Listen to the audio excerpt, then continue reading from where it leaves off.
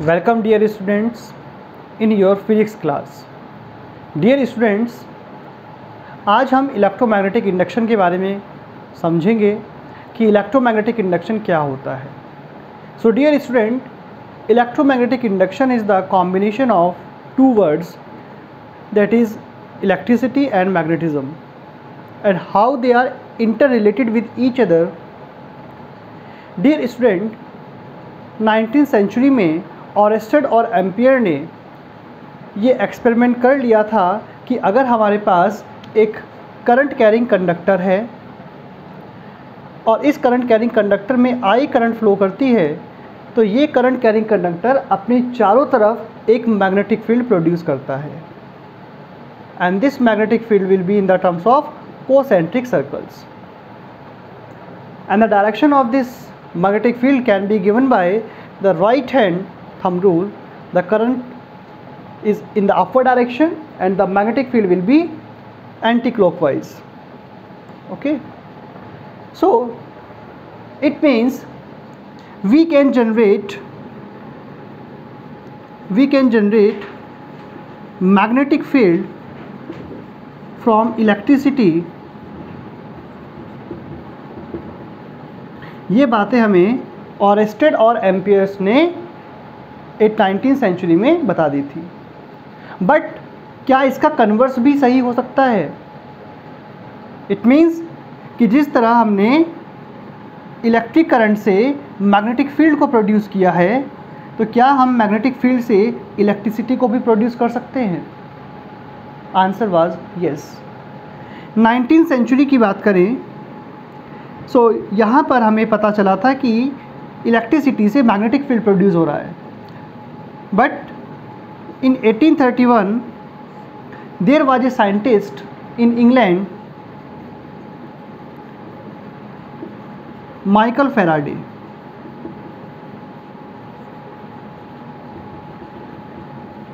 and there was another scientist named Joseph Henry who belongs to America, USA. So Henry जो कि USA से belong करते थे और फैराडे जो कि इंग्लैंड से बिलोंग करते थे, इन दोनों ने ही ये डिस्कवर किया कि हम मैग्नेटिक फील्ड से इलेक्ट्रिसिटी जनरेट कर सकते हैं. And to produce electricity from magnetic field is called electromagnetic induction.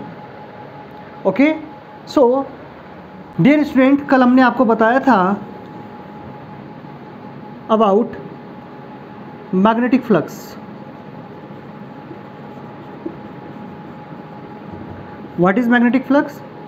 किसी यूनिट एरिया से नॉर्मल डायरेक्शन में जितनी मैग्नेटिक फील्ड लाइंस पास होती है उसको हमने कहा था magnetic flux, and this phi is equals to B into A, where B is magnetic field and A is area.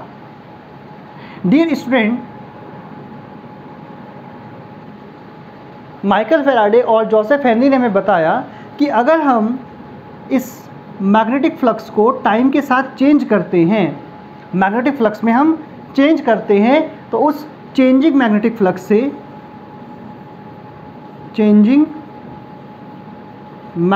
Flux से एक इंड्यूस्ड ईएमएफ डेवलप होता है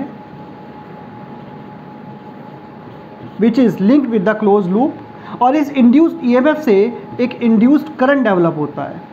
सो इस तरह हमने मैग्नेटिक फील्ड से इंड्यूस्ड करंट को जनरेट किया है, and this phenomena is known as electromagnetic induction, which means how we are inducing current by changing the magnetic field or magnetic flux. So dear student, what we mean by the electromagnetic induction? The phenomena of production of induced EMF or induced current by continuously changing the magnetic flux with time, which is linked with the closed coil, is called electromagnetic induction.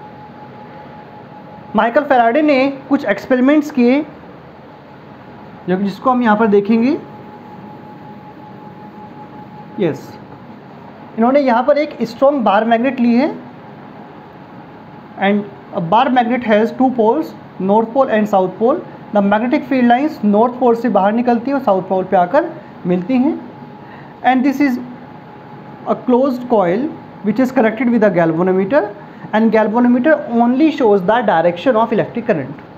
So जैसे ही उन्होंने इस strong bar magnet को इस coil के अंदर की तरफ move कराया, इस बार मैग्नेट के साथ कनेक्टेड मैग्नेटिक फील्ड लाइंस, उनमें भी वेरिएशन आता है. और जब मैग्नेटिक फील्ड लाइंस में वेरिएशन आता है तो कभी इस क्लोज लूप से बहुत ज़्यादा magnetic field lines pass out होती हैं, और अगर ज़्यादा magnetic field lines pass out होती हैं तो मैग्नेटिक फ्लक्स चेंज होता है, और अगर टाइम के साथ मैग्नेटिक फ्लक्स चेंज होता है तो उससे एक इंड्यूस्ड ईएमएफ बनता है, that is called electromotive force. उस इंड्यूस्ड ईएमएफ से एक इंड्यूस्ड करंट जनरेट होता है.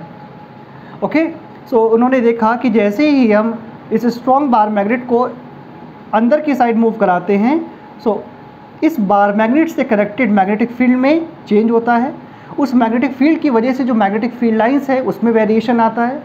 उस मैग्नेटिक फील्ड लाइंस की वजह से मैग्नेटिक फ्लक्स में वेरिएशन आएगा, और वो changing magnetic flux induce EMF develop करेगा इस कॉइल के अंदर.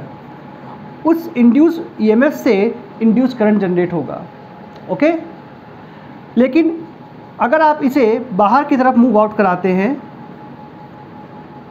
स्ट्रॉन्ग बार मैग्नेट को, तो जैसे जैसे हम इस स्ट्रॉन्ग बार मैग्नेट को बाहर की तरफ मूव कराते हैं, इस मैग्नेट के साथ एसोसिएटेड मैग्नेटिक फील्ड भी डिक्रीज़ होता है. सो जैसे ही हम इस बार मैग्नेट को बाहर की तरफ मूव कराते हैं, इस बार मैग्नेट के साथ एसोसिएटेड मैग्नेटिक फ्लक्स, जो मैग्नेटिक फील्ड है वो भी डिक्रीज़ होता है. मैग्नेटिक फील्ड के साथ एसोसिएटेड मैग्नेटिक फील्ड लाइंस वो भी डिक्रीज़ होती हैं, और मैग्नेटिक फील्ड लाइंस के डिक्रीज़ होने से मैग्नेटिक फ्लक्स भी डिक्रीज़ होता है. देन दिस मैग्नेटिक फ्लक्स के साथ जो एसोसिएटेड है इंड्यूस्ड ईएमएफ,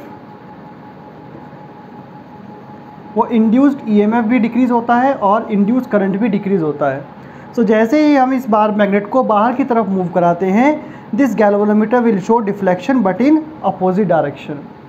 इनवर्ड डायरेक्शन में मूव कराए हैं तो galvanometer is showing the clockwise movement, और अगर आप इस बार मैग्नेट को बाहर की तरफ मूव कराते हैं, then this galvanometer is showing deflection but in opposite direction with respect to upper case. Now the third one is, if we do not move bar magnet, then the magnetic field associated with this bar magnet remain constant for this loop. इस loop से magnetic field lines ना तो increase होती हैं ना decrease होती हैं. It means magnetic flux constant रहता है. मैग्नेटिक फ्लक्स कांस्टेंट रहता है, सो कोई भी इंड्यूस्ड ईएमएफ या इंड्यूस्ड करंट जनरेट नहीं होता, and this galvanometer will not show any type of deflection. So this was the induced EMF with a moving magnet and a stationary coil. Dear student, there is a second setup in which we have this cylindrical body, और इस cylindrical body के ऊपर हमने कुछ number of turns जिसको हम primary coil कह रहे हैं यहाँ पर लिए हैं. This primary coil is connected with a battery. This is the positive terminal and this one is negative terminal. Then we have a tapping key, then we have a rheostat, and on the same cylindrical body we have a secondary coil, and this secondary coil is connected with a galvanometer. Dear student, as soon as we press this key, the circuit become complete and electric current passes.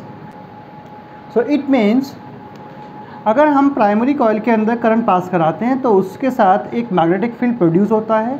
वो magnetic field lines generate करता है. वो magnetic field lines secondary coil के अंदर magnetic flux को change करती हैं, और जब ये मैग्नेटिक फ्लक्स टाइम के साथ चेंज होता है तो यहाँ पर इंड्यूस्ड ईएमएफ के साथ इंड्यूस करंट जनरेट होती है, जिसकी वजह से द गैल्वेनोमीटर डिफ्लेक्शन करता है. अगर हम इस टैपिंग की को कॉन्टिन्यूसली प्रेस करके रखते हैं, सो यहाँ पर एक स्टेडी करंट जनरेट होती है. उस स्टेडी करंट से एक कांस्टेंट मैग्नेटिक फील्ड जनरेट होता है, उस कांस्टेंट मैग्नेटिक फील्ड से एक कांस्टेंट मैग्नेटिक फ्लक्स जनरेट होता है, और कांस्टेंट मैग्नेटिक फ्लक्स कभी भी इंड्यूस करंट जनरेट नहीं करता। Now, with the help of this rheostat, we can change the resistance, and if we change the resistance, the electric current will be changed. If we change the electric current with the time, then the magnetic field associated with this primary coil will be changed. और जब ये magnetic field primary coil का change होगा तो ये secondary coil के अंदर magnetic flux को भी चेंज करेगा और आप गैल्वेनोमीटर के अंदर डिफ्लेक्शन देखेंगे। सो इट मीन्स जब तक हम मैग्नेटिक फ्लक्स को टाइम के साथ चेंज करते रहेंगे तब तक सेकेंडरी कॉइल के अंदर इंड्यूस करंट जनरेट होता रहेगा। And the faster the rate of change of magnetic flux linked with this coil, and the faster will be the induced current generated in the secondary coil. And this complete phenomena is known as electromagnetic induction, which was discovered by Faraday. Okay, इसी experiment के basis पर आगे Faraday अपने laws देते हैं जिसको हम बोलते हैं Faraday's law of electromagnetic induction. अगर आपको ये वीडियो अच्छी लगी है तो आप इस वीडियो को लाइक कीजिए, शेयर कीजिए, और अगर आपने अब तक हमारा चैनल सब्सक्राइब नहीं किया है तो आप हमारे चैनल को सब्सक्राइब जरूर कीजिए। Thank you so much, have a good day.